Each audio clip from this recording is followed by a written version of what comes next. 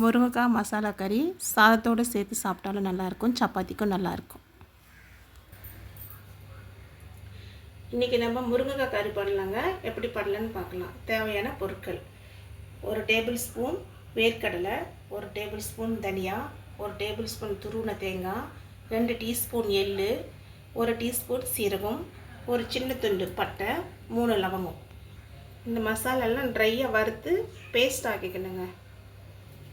இப்போ 2 முருங்கைக்காய், 2 பெரிய முருங்கைக்காய் நான் கட் பண்ணி வச்சுருக்கேங்க. இது மஞ்சள் தூள் 1/2 டீஸ்பூன், மீடியம் சைஸ் தக்காளி 1, மீடியம் சைஸ் வெங்காயம் 1, 1 டேபிள் ஸ்பூன் இஞ்சி பூண்டு பேஸ்ட்டு, 1 டேபிள் ஸ்பூன் மிளகாய்த்தூள், 2 பச்சை மிளகாய், சிறிதளவு கொத்தமல்லி, கருவேப்பிலை சிறிதளவு, 4 கொட்டை புளிங்க. கொஞ்சமாக தண்ணி ஊற்றி இதை நம்ம ஊற வச்சுக்கலாம்.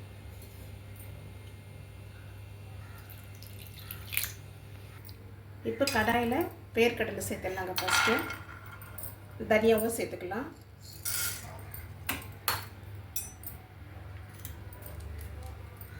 பட்டை கிராம்பும் சேர்த்துடலாம்.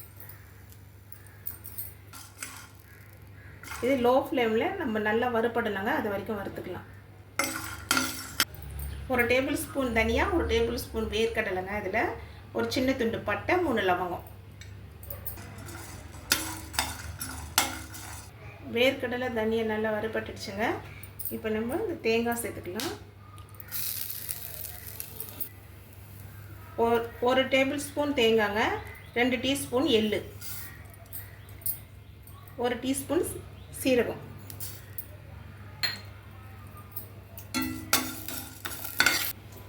ஸ்லோ ஃப்ளேமில் இதெல்லாம் நல்லா தேங்காய் எள் எல்லாம் நல்லா வறுபடுங்க.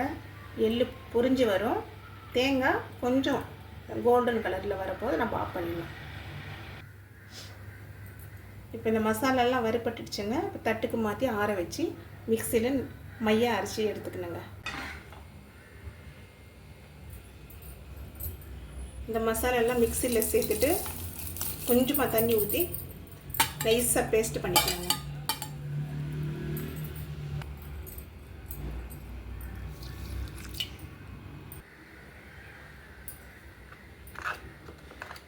இந்த அளவுக்கு மையாக அரைச்சிக்கணுங்க.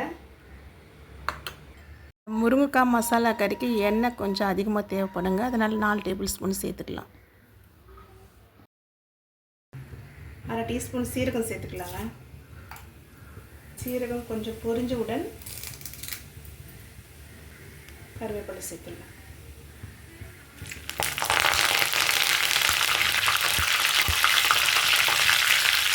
வெங்காயம் சேர்த்துக்கலாங்க.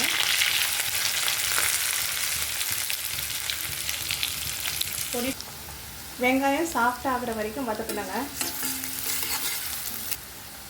1 டேபிள் ஸ்பூன் இஞ்சி பூண்டு சேர்த்துடலாங்க. இஞ்சி பூண்டு பச்சை வாசனை போகிற வரைக்கும் வதக்கிக்கலாங்க.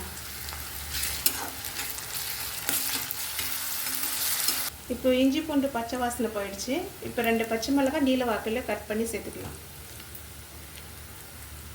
தக்காளியும் சேர்த்துடலாம், மீடியம் சைஸ் தக்காளி. ஒரு 3 நிமிஷம் வதக்கிக்கலாங்க. தக்காளி முருங்கைக்காய் சேர்த்துக்கலாங்க.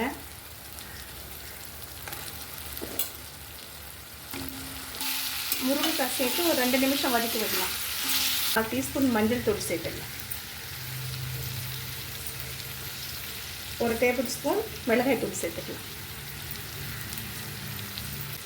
கொஞ்சம் வதக்கிக்கலாங்க. இப்போ நம்ம முருங்கைக்காய் முழுகிற வரைக்கும் தண்ணி சேர்த்துக்கலாங்க. தேவையான அளவு உப்பு சேர்த்துடலாம்.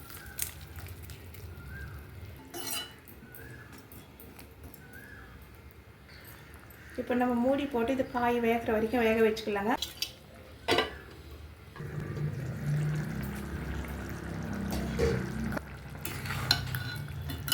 முருங்கைக்காய் வெந்துருச்சுங்க. இப்போ புளியை சேர்த்துக்கலாம்.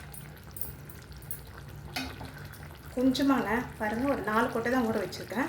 கொஞ்சமாக சேர்த்துக்கலாம். பச்சை வாசனை போகிற வரைக்கும் வேக வச்சுக்கலாம்.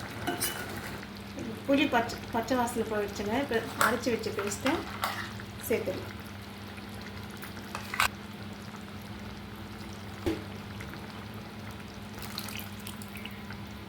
3 நிமிஷம் இந்த முருங்கைக்காய் கறி ஸ்லோ ஃப்ளேமில் வச்சு வேக வச்சு ஸ்டவ் ஆஃப் பண்ணிடலாம்.